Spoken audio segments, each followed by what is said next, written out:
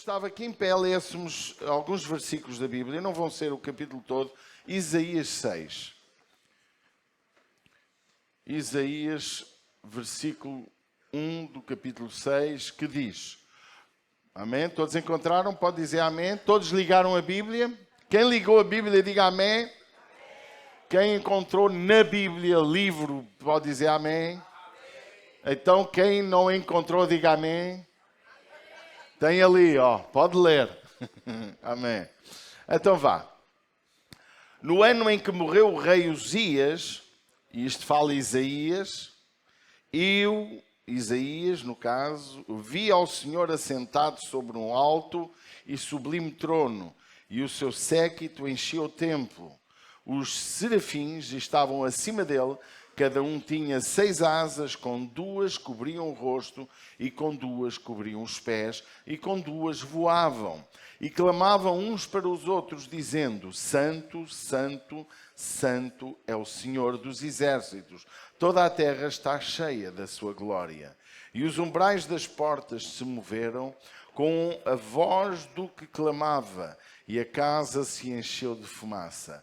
Então disse eu, ai de mim, que vou perecendo, porque eu sou um homem de lábios impuros e habito no meio de um povo de impuros lábios, e os meus olhos viram o Rei, o Senhor dos exércitos. Mas um dos serafins voou para mim, trazendo na mão uma brasa viva que tirara do altar com uma tenaz, e com ela tocou a minha boca e disse: eis que isto tocou os teus lábios, e a tua iniquidade foi tirada e purificado o teu pecado. Depois disso ouvi a voz do Senhor que dizia: a quem enviarei e quem há de ir por nós? Então disse eu: eis-me aqui, envia-me a mim. Pode dizer amém? Pode tomar o seu lugar. O texto depois pode continuar a ler em casa. O tema da nossa meditação nesta manhã é: o que tem que morrer para contemplares ao Senhor? O que é necessário acontecer para que tu olhes, para que tu vejas, para que tu compreendas o propósito de Deus para a tua vida?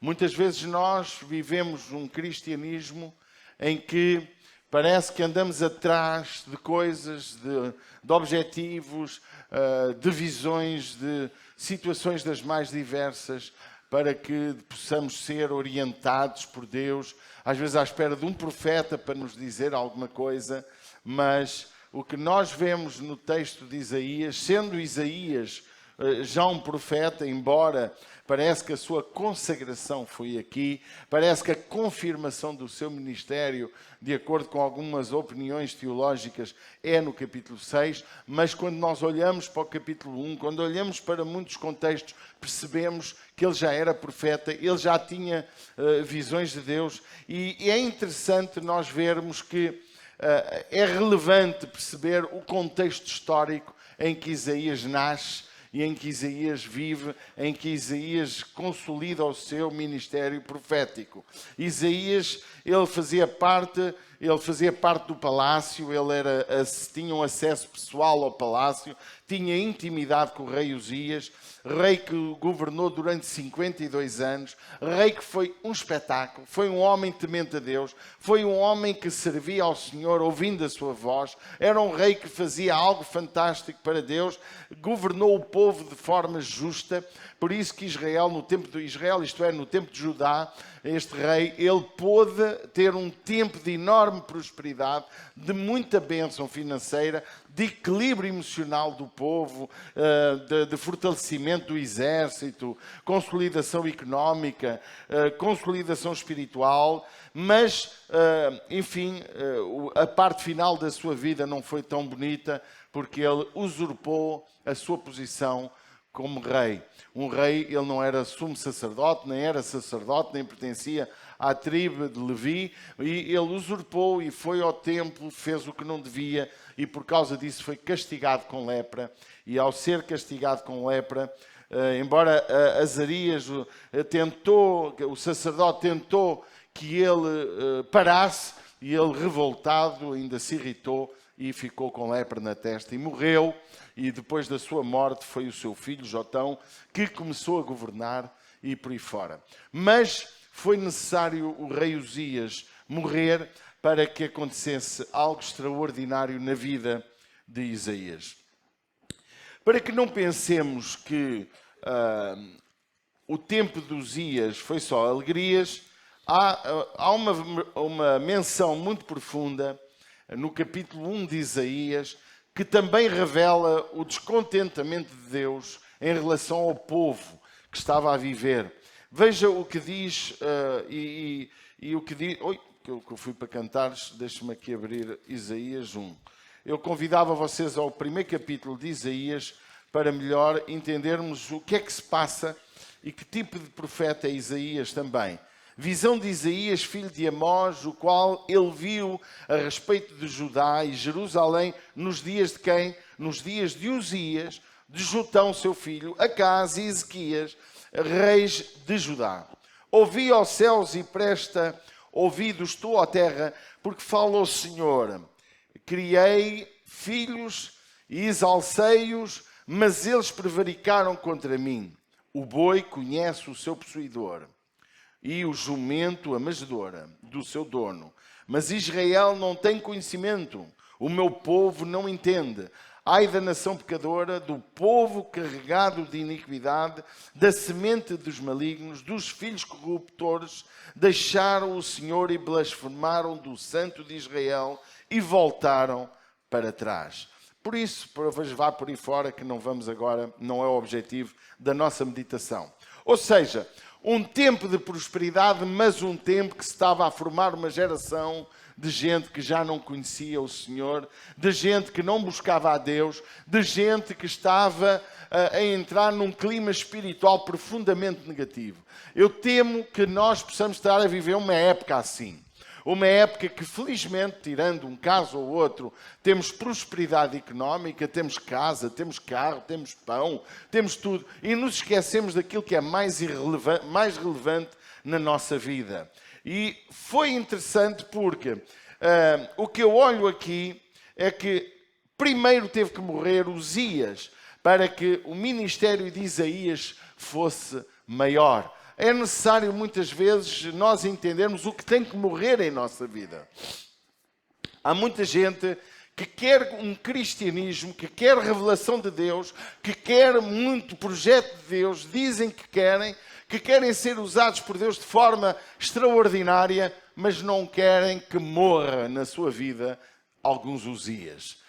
Porque Uzias trazia conforto, Uzias trazia segurança, Uzias trazia uma estabilidade, Uzias não havia confronto, não havia nada que pudesse estragar. Isaías, ele tinha a noção do estado espiritual de Israel, e nós podemos ver o livro de Isaías, que é algo fantástico, é como se fosse a Bíblia plena. Você veja que Isaías metade de Isaías parece o Antigo Testamento, outra metade parece o Novo Testamento. Isaías é um homem que Deus se revela de uma forma que talvez não se revelou a tantos outros. Ele tem a visão da cruz, tem a visão do Messias, tem a visão do sofrimento, tem a visão do julgamento, tem a visão do castigo de quem erra de forma premeditada. Isaías não é um profeta qualquer. E é interessante nós vermos como foi necessário Uzias morrer para o seu ministério florescer.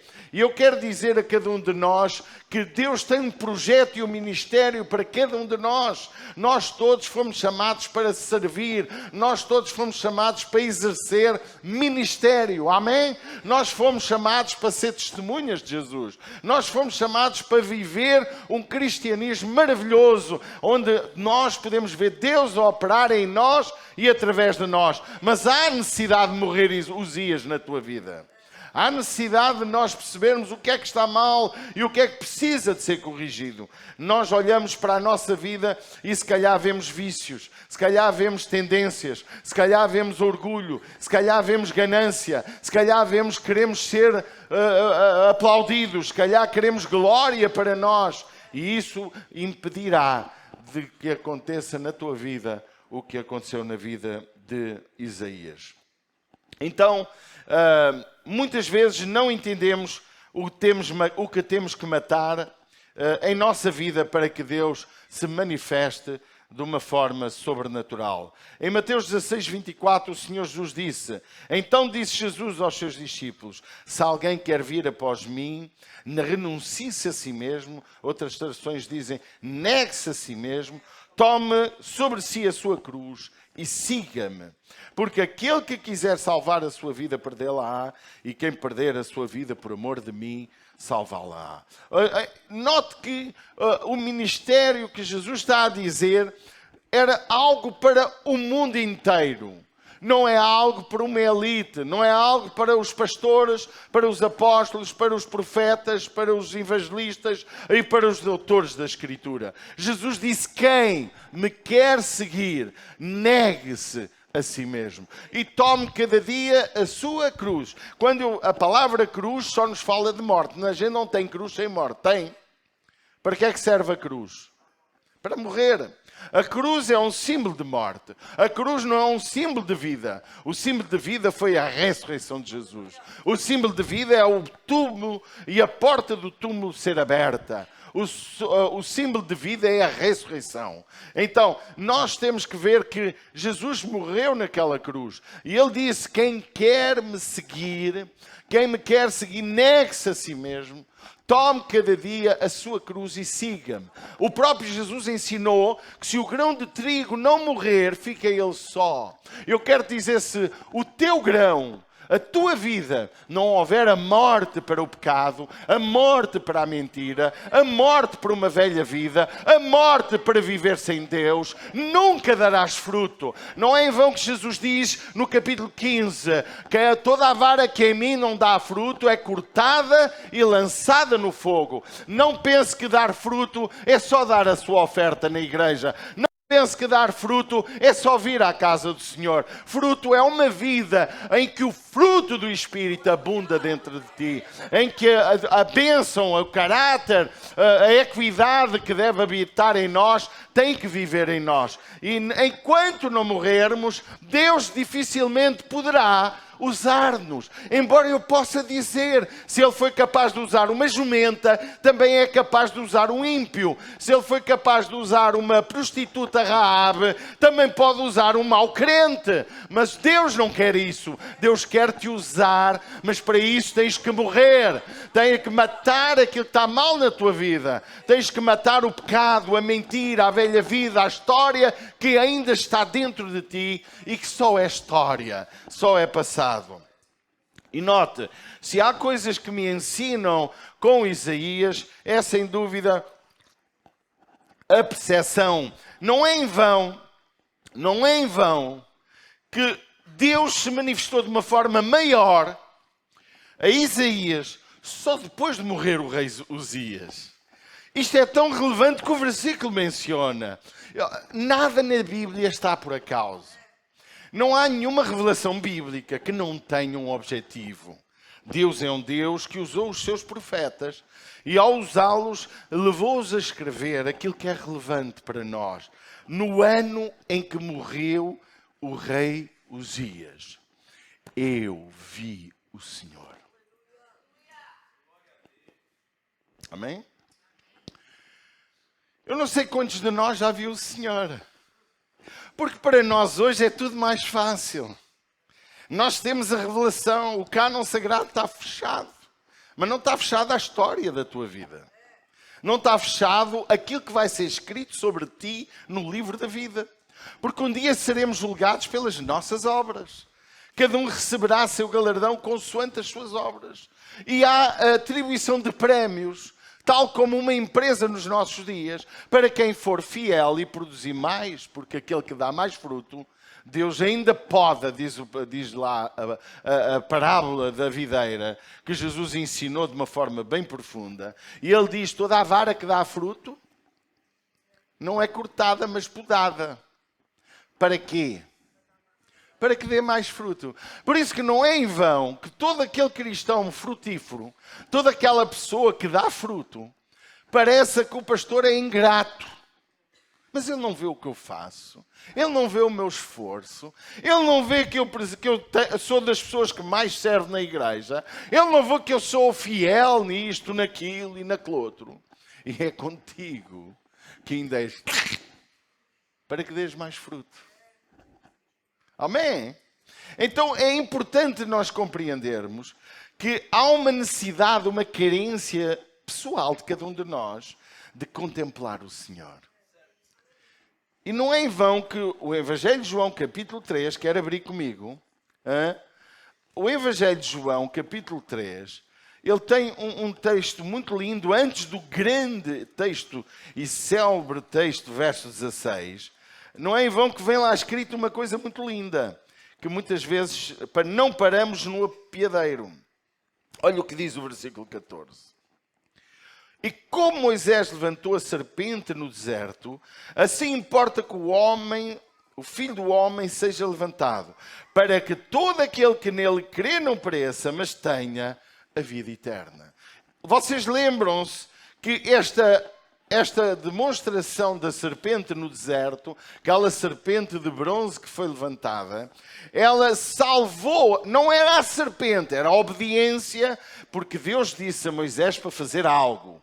E ele disse, está tudo a morrer mordido por escorpiões e serpentes por causa do pecado, mas agora eu vou dar uma solução. Quem olhar para a serpente que tu vais mandar fazer e olhar para ela será salvo do seu veneno. E depois o evangelista João, ele ao lembrar-se disso e lembrou-se da cruz, porque aquela serpente era a figura tipo de Cristo, que quem olhasse para ele seria salvo. Amém? Quem olhasse para a cruz, quem olhasse para Jesus, todo aquele que olhar para mim, ele disse, olhai para mim e sereis salvos, vós, todos os termos da terra. Então, nós temos que entender que nós precisamos de olhar para Jesus. Mais do que olharmos uns para os outros. Mas precisamos de olhar para Jesus, o autor e o consumador da nossa fé. Olhar para Jesus como aquele que tem a resposta. A resposta não está nos melhores irmãos da igreja. A resposta está em Cristo. Os melhores irmãos da igreja é encaminhar pessoas a Jesus, tal como João Batista, que preparou o caminho para o Senhor. Para quê? Para que o Senhor pudesse vir desenvolver o seu ministério, dar a sua vida por nós e garantir uma salvação plena. Assim é a tua vida. Nós fomos chamados para preparar o caminho do Senhor para muitas vidas, para que entendam o plano de Deus da salvação, para que entendam a sua necessidade de Deus. Mas somos nós que preparamos o caminho para que as pessoas venham a Jesus. Por isso temos o culto, por isso estamos aqui lutando para ter o melhor que podemos dar para que melhor se entenda o Evangelho. Não para sermos exibicionistas, mas para que, através do preparar o caminho, possamos ganhar uma multidão para Jesus. Não haverá coisa melhor nem galardão maior que tu chegas ao Senhor e dizes, olha, eu fiz parte da ICIR. Oi, meu filho, muito bem, deixa-me ver então o que é que tu fizeste na ICIR. E o Senhor diz, olha, deste ofertas boas, foste fiel nisto, sim senhor. Olha, tu até ias a muitos cultos, muito bem, mas não ganhaste uma vida para Jesus. Não preparaste um caminho para que outros fossem salvos. Eu falei aqui na sexta-feira, pena que faltou muita gente, e falei sobre ser servo ou ser amigo de Jesus. Eu quero te dizer que a boa notícia é que o servo e o amigo vão estar com Jesus. Mas o servo tem pouca intimidade com Jesus. A Bíblia diz, João 15, 14 e 15, os meus amigos são os que fazem a minha vontade. Há uma condicionante para ser amigo de Jesus. É viver fazendo a sua vontade. Não vos chamarei servos, porque o servo não sabe o que faz o seu senhor. Mas vos chamarei amigos, porque tudo quanto recebi do meu Pai vos tenho feito conhecer. Estudámos isto. E, irmãos, e nós temos que entender o que é ser servo. Alguns são só servos. Mas o servo não vê ao Senhor. O servo não partilha a mesa com o Senhor. O servo não tem intimidade com o Senhor. O servo cumpre, tal como um empregado cumpre o seu programa de trabalho. mas nem conhece o patrão, nem sabe o que o patrão pensa, nem sabe o que o patrão quer, nem sabe os planos do patrão. Mas se formos amigos de Jesus, nós temos intimidade, nós conhecemos, nós olhamos e vemos Jesus e ouvimos o que Ele tem para nos dizer, tal como Isaías. Isaías não era só um profeta, ele era alguém íntimo de Deus. Porque Deus se revelava de uma forma completa, ao ponto de ele dizer, eu vi o Senhor. Claro que ele não viu Deus, foi uma visão. Claro que ele não viu, o que ele viu, viu, mas não esteve tocado lá. E nós, irmãos, precisamos de entender que precisamos de olhar para Jesus. A serpente no deserto foi levantada. Jesus Cristo foi levantado há 2000 anos atrás, para que todo aquele que olhar para ele não pereça, mas tenha vida eterna, tenha salvação, tenha perdão, tenha restauração na sua própria vida. Igreja, nós fomos chamados para olhar o Senhor, mas antes de vermos, temos que perceber se há alguma coisa para matar em nossa vida. O que é que precisa de morrer em nossa vida? Este facto de o rei morrer e vir esta revelação só depois do rei morrer é relevante. Você estuda a Bíblia, estuda o porquê e irá ver. Isaías só viu o Senhor quando Uzias morreu. E nós só iremos ver algo mais profundo. Só nos tornaremos amigos de Jesus quando matarmos o nosso eu, quando matarmos o nosso orgulho, quando matarmos as nossas vontades. Porque quem me quer seguir, negue-se a si mesmo, tome cada dia a sua cruz e siga-me. Aleluia. Amém. Amém. Terceiro aspecto importante nesta manhã, Isaías não viu só o trono, mas ele compreendeu o céu. Ele compreendeu a verdadeira adoração ao grande eu sou. Ele compreendeu o verdadeiro louvor e adoração e a reverência que devia haver diante do Criador. E eu creio, irmãos, que nós precisamos de refletir muito sobre a nossa postura quando estamos na casa do Pai. Sobre a nossa postura quando falamos dele. Irmãos, você lava a boca com o melhor pasta de dentes quando fala do Senhor. Você tenha cuidado o que vai dizer, porque não se pode, e um texto sagrado diz, agora não me recordo o local, que diz, falamos de Deus na presença de Deus. Amém? E nós muitas vezes somos levianos na forma de nós estarmos na presença dele. Irmãos, eu quero dizer, você pode não sentir nada quando se louva, pode não sentir nada com a pregação, pode não sentir nada entrando neste lugar, não sente nenhum calafrio, nenhum arrepio, mas nós não estamos aqui em nome da ICIR, não estamos aqui em nome do pastor Paulo, não estamos aqui em nome do Danilo ou de qualquer outro irmão relevante nesta casa, nós estamos aqui em nome do Rei dos Reis, em nome de Jesus. Então cuidado a maneira de nós estarmos a ouvir a palavra, cuidado a reverência que temos perante aquilo que estamos a viver aqui. Porque eu acredito que Deus só se revela se houver um profundo respeito por Ele. Se nós tivermos uma atitude respeitosa, seja aqui, seja em casa, seja em qualquer lugar. Isaías diz que viu o trono, verso 2 a 4, que já lemos, diz, os serafins estavam acima dele, cada um tinha 6 asas, com 2 cobriam o seu rosto, e com outras 2 cobriam, estavam acima dele, cada um tinha 6 asas, com 2 cobriam o rosto, e com 2 cobriam os pés, e com 2 voavam. E isto é o que nós precisamos, irmão. Reverência, os nossos olhos, reverência como entramos com os nossos pés. Se há uma coisa que eu respeito muito nesta geração, é a reverência pelo lugar do culto ao Senhor, que está cada vez mais banalizada. Eu venho de uma geração, minha mulher também, que o menino não podia ir à casa de banho durante o culto. Era um desrespeito. O pastor parava a pregação e chamava a atenção. É verdade. Eu não digo que temos que entrar neste profundo rigor. Mas pais, eduquem os vossos filhos que este lugar não é lugar de paródia. Este lugar é lugar de culto ao Senhor. Este lugar é onde se ensina a palavra. Este lugar é o lugar onde pode haver morte, ressurreição dos mortos, libertação, restauração. É um lugar de vida. Amém? O seu filho tem que entender, e você muito mais do que o seu filho, que este não é um lugar para ver o Facebook, a não ser que seja o da igreja, por você estar a partilhar alguma coisa com algum amigo para ver o culto. Este lugar é um lugar de respeito. Deus não habita nas paredes, mas estamos aqui em nome dele. Não estamos aqui em nome de outro, é em nome dele. E a igreja tem que aprender. Nós queremos ser relevantes neste conselho. Se queremos levantar uma igreja para honrar a Deus, nós temos que entender que temos que morrer coisas na nossa vida. Também temos que entender que é necessário nós contemplarmos o Senhor. Porque se eu não vejo o Senhor, como é que eu vou compreendê-lo? Se eu não o contemplo, como é que eu vou entender o projeto dele para a minha vida? Mas também temos que entender o que é verdadeira adoração. E nós encontramos nesta expressão, neste ensino. E diz que uns clamavam, outros dizendo: Santo, Santo, Santo é o Senhor dos Exércitos. Toda a terra está cheia da sua glória. Amados, você não pode não ver a glória, mas a terra está cheia da sua glória. Por isso que Ele é omnipresente, por isso que nós, onde quer que estamos, é lugar para falar dEle.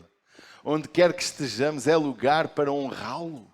Onde quer que estejamos, é lugar para contar os benefícios que há dele.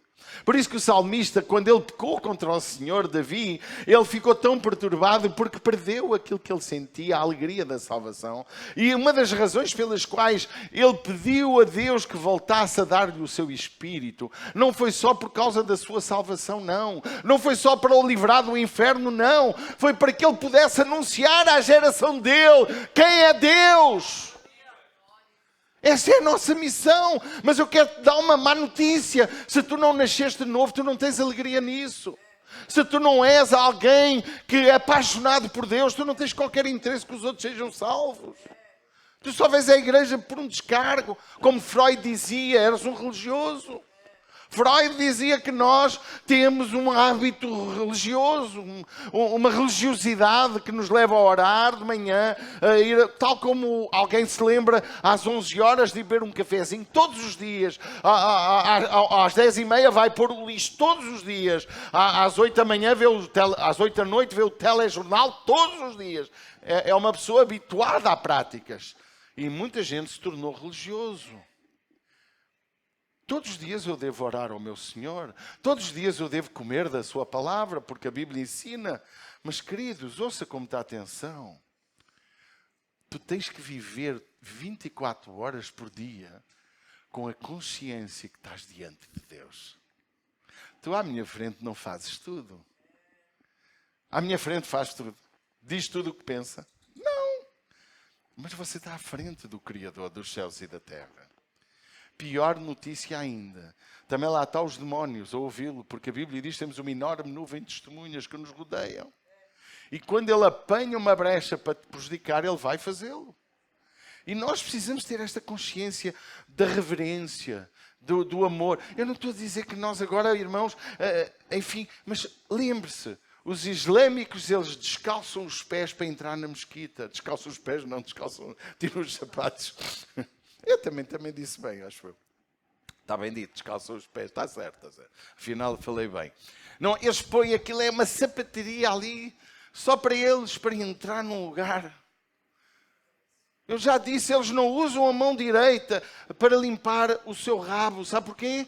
Porque é desrespeitoso, porque a seguir vamos pegar na Bíblia. Vai pegar na Bíblia dele, no Corão deles, e eles acham desrespeitoso nós. Eles sentem que nós não temos respeito pelo lugar que cultuamos a Deus. Eles oram várias vezes ao dia, têm um programa de oração diário, todos os dias. Haja o que houver, se ajoelham. Irmãos, se eles estão certos, claro que há muitos erros neles, lógico, não é isso que estamos a falar, mas há respeito. Você vai a um templo hindu, a um templo budista, e você não entra de qualquer maneira. Você vai a um templo da Igreja Católica Apostólica Romana e não vê as pessoas aos gritos e a brincar e a saltar. Ou vê? Porque é que nós, evangélicos, que temos a palavra da verdade, que nós temos o conhecimento e uma relação pessoal com Deus, parecemos desrespeitosos. Não temos reverência. Estamos como se estivéssemos no café. pior. Queridos, a minha mulher na sexta-feira, trouxeste aquela coisa, aquela blusa, t-shirt, lá o que é aquilo. Fui casinha, tomei o meu banhinho, vim para a casa do papai e ela não me deixou roupa, não sabia que eu ia precisar da roupa. Está aqui uma coisinha nova para estrear na casa do meu papai. Não é? E vim com aquela coisinha bonita. Com este estado já nada fica bem. Mas pronto. Mas lá vim eu, assim, a imitar os bonitos e vim, não é? E vim estrear a peça, porque eu gosto muito de estrear roupa na casa do papai.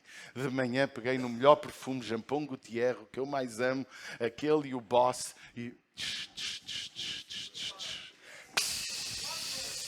Não é? Não, só pus um, Jampon Gaultier.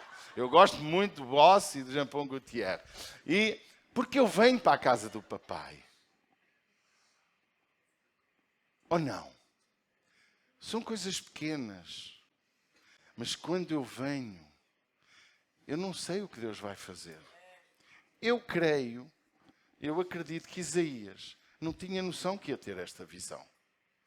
Ele não imaginou que Deus se ia revelar desta maneira. Mas por isso que nós, diz a Bíblia, temos de estar sempre prontos para falar a razão da nossa fé. Mas também diz a Bíblia que temos de estar sempre prontos para que Ele venha buscar-nos. Porque ninguém sabe o dia nem a hora. Então há que estar sempre preparado. Então, meus queridos, eu quero que nós entendamos que nós precisamos de ver ao Senhor. Olha para Jesus. O outro aspecto que eu gostava ainda de partilhar é que quando contemplamos a verdade, podemos compreender a verdadeira adoração. E Jesus falou isso. Mas, passando à frente, quando contemplamos esta verdade tão incrível, quando olhamos para o Senhor, quando temos a visão de algo grandioso de Deus, podemos compreender a nossa condição humana.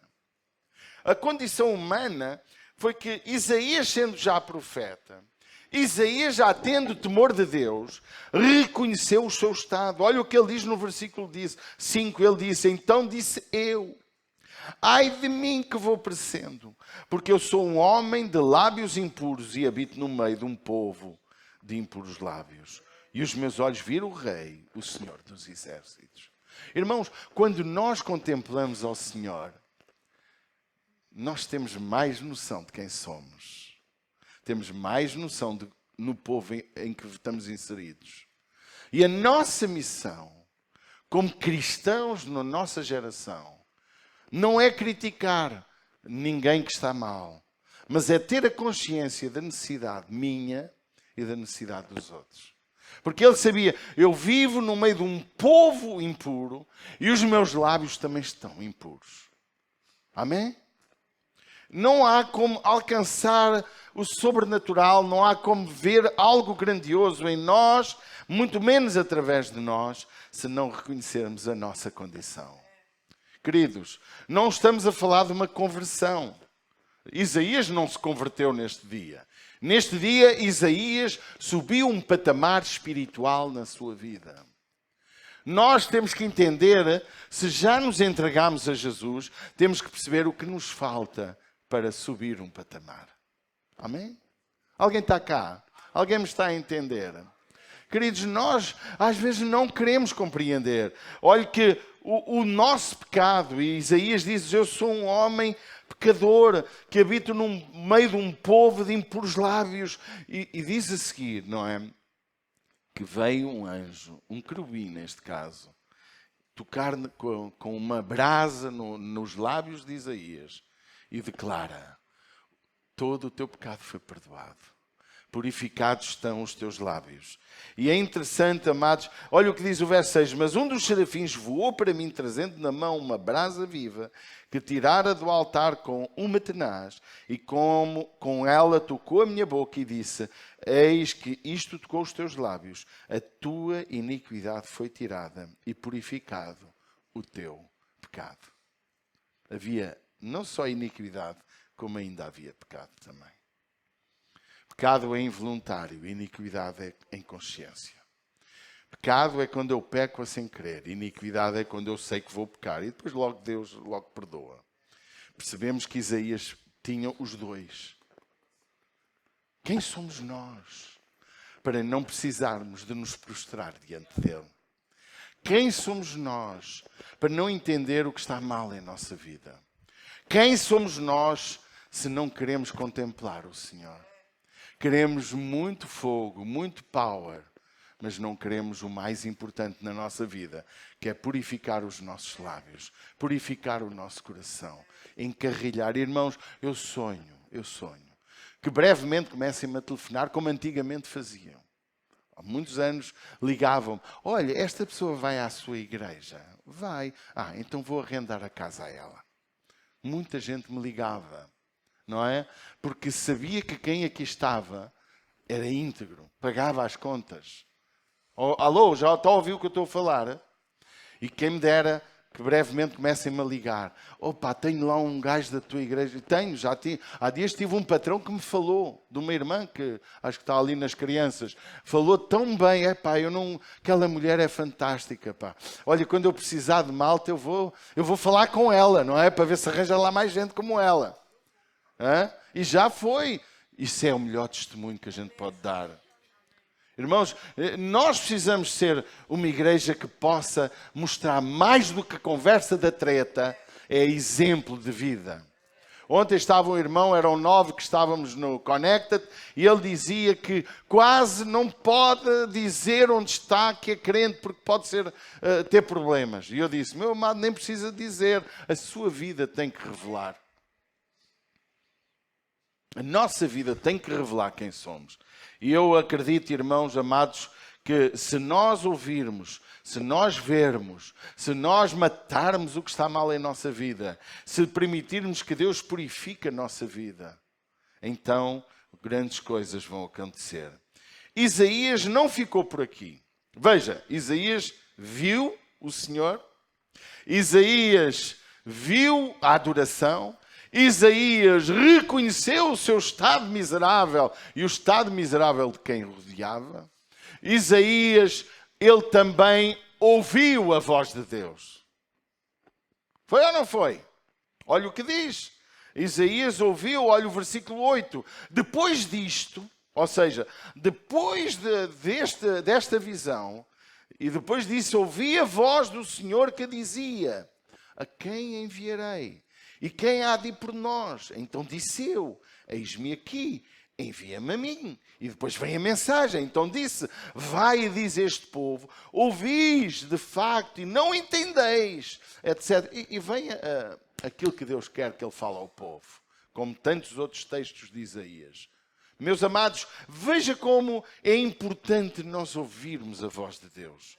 Às vezes nós começamos a pregar, começamos a falar, mas coisas que Deus disse para dizer, que Deus não mandou dizer nada. Só quem ouve a voz de Deus pode dizer: eis que o Senhor te diz. Mas todos podemos dizer: está escrito. Amém? Eu não tenho autoridade para dizer a ninguém se Deus não mandou. Olha que o Senhor está-me a dizer isto e aquilo, mesmo que seja algo de caras. Eu podia chegar aqui à Manela e dizer: eis que o Senhor te diz, Manela, eu te amo. Porque Jesus ama. Mas isto é conversa da treta. Isto é fazer o que Deus não mandou fazer. Isto é declarar o que Deus não mandou declarar. Mas eu posso dizer: Manela, o Senhor te ama. Manela, o Senhor tem o melhor para a tua vida. Está escrito aqui. Todos temos autoridade para pregar, para falar a palavra, para declarar a palavra. Mas eu não tenho autoridade para dizer: eis que o Senhor me diz para te dizer a ti. Se o Senhor não mandou dizer, cala-te em nome de Jesus. Porque tu és falso, és mentiroso. És uma pessoa que anda a falar em nome de quem não te mandou falar. Mas podes falar o que está escrito. O que está escrito podes falar. Tá. Porque, meus irmãos, a palavra que cura também fere. Por isso que diz o Provérbios, que as tuas palavras sejam temperadas. Como é que se temperam as palavras? Como? Salzinho, pimenta, uma picanha, por exemplo. Melhora tudo, não é? Picanha não é pecado. Nem contra filé, nem maminha. Não, até sardinhas. Já alguém comeu sardinhas? Quem é que... Não, só quero os brasileiros. Quem é que dos brasileiros gosta de sardinhas? É uma minoria, mas ainda há alguns. Eu amo sardinhas. Vou dizer o que eu mais detesto nas sardinhas é o cheiro. Hã? Não tenha dúvida. Sardinha é muito bom. Antes os médicos diziam que comer muita sardinha fazia mal. E a geração antes de mim comia uma sardinha, dava para 3 pessoas. Um chupava a cabeça, outro apanhava a parte da tripa e outro o rabinho, não é? Uma coisinha deste tamanho dava para 3. Hoje eu como uma dúzia de sardinhas. Quando eu vou ao restaurante e me vêm com 3 sardinhas numa dose, eu disse, olha, eu quero 12 sardinhas.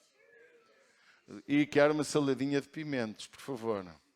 E quem agora não vai, já vou perder pessoas na igreja. E um copinho de vinho tinto que sabe muito bem com sardinha. Não é? Mas eu já nem sei porque é que estou a dizer isto, já saí do contexto. Mas tudo bem. Do que o coração está cheio, se fala à boca. A gente gosta de comer, não é? O coração gosta de ir para a comida. Mas sabe que comer também é algo espiritual. Está cheio e repleto de ensino sobre comida. Isaías ouviu a voz de Deus. E eu quero, meus amados, que nós possamos entender. Deus fala a cada um de nós. Deus conta o que tu deves fazer. Deus conta as decisões que deves tomar. Deus deve estar no teu projeto de vida, até para comprar um carro, até para comprar seja o que for. Olha, irmão, pergunta a Deus. Deus se manifesta. Deus é maravilhoso. Deus é generoso. Embora Deus nos livre das asneiras, porque Ele é tão bonzinho, está sempre pronto a restaurar as nossas asneiras e transformá-las e resolver os nossos problemas, mas há uma coisa que eu posso viver. Eu posso ser muito mais feliz se eu ouvir a sua voz, se eu olhar para Ele. Se eu limpar o meu coração de tudo aquilo que está mal, se eu matar o que está mal na minha vida. Isaías, meus amados, quando ouviu a voz de Deus, claro que esta visão e esta voz referia-se ao povo, mas também no céu eu creio que houve a mesma pergunta. A quem é que nós vamos mandar para salvar o homem, a humanidade? Por isso que a Bíblia diz que Jesus Cristo foi imolado antes da fundação do mundo. Amém? O plano da redenção foi estabelecido ainda antes da fundação do mundo. Porque Deus sabia no seu pré-conhecimento tudo o que nós vamos fazer. Mas, queridos, que nós possamos nesta manhã não só contemplar o Senhor, porque estamos a contemplá-lo pela sua palavra. Estamos a contemplá-lo porque o Espírito Santo está a contender contigo. Estamos a contemplá-lo porque nós estamos a ver o nosso erro dentro do nosso coração. Então que tu possas nesta hora dizer, Pai, eu também quero ouvir a tua voz e também responder como Isaías, envia-me a mim. E tu és um enviado. Um enviado para falar do amor de Jesus a quem te rodeia. Um enviado para anunciar as obras que Ele faz. Enviado para ensinar como Deus é bom e Ele protege a nossa vida. Ontem estava a ouvir alguém que teve um milagre incrível de Deus na sua filha. Aqueles irmãos de Tomar partilharam um milagre que aconteceu na sua menina. Uma equipa de irmãos lá de uma comunidade que estava no Brasil entrou no hospital quando a sua filha estava hospedada. E eles não só trouxeram cura àquela criança, como também trouxeram cura àquele quarto todo onde eles entraram. Quando ele entrou, os pais, os médicos, até uma pastora amiga disse, preparou os pais para a morte da sua filha. Às vezes nós não temos palavras, mas não declares morte. Declara que o Senhor é o que tudo pode. Também não prometas cura se Deus não te mandou prometer. Se o Espírito Santo revelou, de verdade diz o que tens a dizer. Amém? Se Deus fala, Deus cumpre. Deus não é homem para que minta, nem filho do homem para que se engane. Amém? Mas, amados, que nós possamos ter uma palavra de esperança para quem nos rodeia. Olha, meu amor, o Deus que eu conheço tem poder para te curar. Mas mesmo que Ele não te quisesse curar, Ele quer fazer-te feliz. Há esperança para ti. E irmãos, eu não duvido que Deus pode ouvir. Mesmo que Ele tenha no plano, como já fez com um rei. Mesmo que Ele tenha no plano a tua morte. Olha, a minha filhinha ou o meu filhinho vai desta para melhor, porque a gente vai para melhor, ou não? Ei? Vamos para melhor, vamos desta para melhor, é ou não é? Nós vamos para o Senhor. Então, olha, o meu filhinho, então está bem, eu vou atrasar isso mais uns aninhos, já que tanta gente a pedir, não é? Por isso que nós, igreja, fomos chamados para interceder uns pelos outros. Fomos chamados para estar na brecha. Fomos chamados porque Isaías, se você olhar e ler a história de Isaías, ele é o homem chamado para ir a um povo que estava difícil. Muito difícil. Porque a vaidade, a presunção, a arrogância da prosperidade estava a destruí-los. Vamos ficar de pé. Não sei quantos de nós têm dito não à voz do Senhor. Eu não sei quantos de nós, podem subir, grupo, quantos de nós têm dito não ao Senhor. Mas lembras-te, o tema da nossa mensagem é o que tem que morrer para contemplares, para ouvires, para viveres a voz de Deus. Para viveres a missão que Deus tem para a tua vida. O que tem que morrer. Amados, vamos fechar os nossos olhos. Vocês que estão online, que têm ouvido esta meditação, que possam também nesta manhã entregar a vossa vida a Jesus. Amados, há uma reflexão que nós precisamos de fazer. Primeiro, nós temos que refletir o que tem que morrer em nossa vida. Segundo, temos que refletir o pecado ou iniquidade que possa haver em nosso coração. Nós temos que refletir se estamos a ouvir a voz de Deus. E temos que refletir se queremos dizer sim ao projeto de Deus para a nossa vida. Porque Deus perguntou a Isaías: a quem enviaremos? Disse ou não disse? E ele pergunta: queres ser meu discípulo? Queres ser meu mensageiro? Queres ser minha testemunha? Queres, nesta terra, começar a anunciar as obras do Senhor? Se assim é, vamos levantar nossas mãos para os céus e vamos falar com Deus. Faz a tua oração. Fala com o Pai. Diz o que tu queres. Pede perdão dos teus pecados. Diz: Deus, me ajuda a ser este mensageiro, a dar fruto, a ser esta vara que tem fruto e que vai sendo podada para que dê mais fruto. Pai, fala-me e usa-me para que através da minha vida eu possa ganhar muitas vidas para Ti. Ora, não desanimes, não fiques parado, clama, pede perdão, pede restauração, pede: ó Deus, manifesta-te em mim e através de mim. Ó Pai, nesta manhã, nós te queremos agradecer pela Tua palavra, porque Tu és um Deus de amor, um Deus de benignidade, um Deus que tudo fazes para o nosso bem, tudo lutas para que através de nós possamos encontrar mais vidas para trazer para Ti. Usa-nos, Pai. Ó Pai, glorifica-te em nós e através de nós. Que nós possamos ser o canal para que milhares de pessoas Te conheçam. Pai, nós queremos pedir perdão dos nossos pecados. Queremos matar o nosso orgulho, a nossa vaidade, a nossa presunção, tudo aquilo que possa beliscar o Teu agir em nós. Pai, nós queremos reconhecer a nossa fraqueza, aquilo que nos impede de que Tu Te manifestes em nós e através de nós. Pai, nós queremos ouvir a Tua voz, contemplar a Tua formosura, queremos de adorar-Te e fazer o verdadeiro culto, queremos trazer do céu à terra a adoração, porque Tu dizes na Tua palavra que a hora vem em que Tu procuras verdadeiros adoradores. Que nós possamos ter esta reverência, este respeito pela Tua presença, entendendo que em cada hora, cada minuto, cada momento da nossa vida, Tu estás. Pai, em nome do Teu Filho Jesus. Pai, nós queremos responder ao Teu convite. Queremos dizer: envia-me a mim, usa-me a mim, usa-me para ganhar o meu vizinho para ti. Usa-me para orar pelas pessoas doentes e serem curadas. Usa-me para dar a palavra, muitas vezes de exortação, para que muitos encarrilhem no teu caminho. Usa-me, Pai, em nome de Jesus. Em nome de Jesus. E para a tua glória. Amém. Deus abençoe cada um de vocês.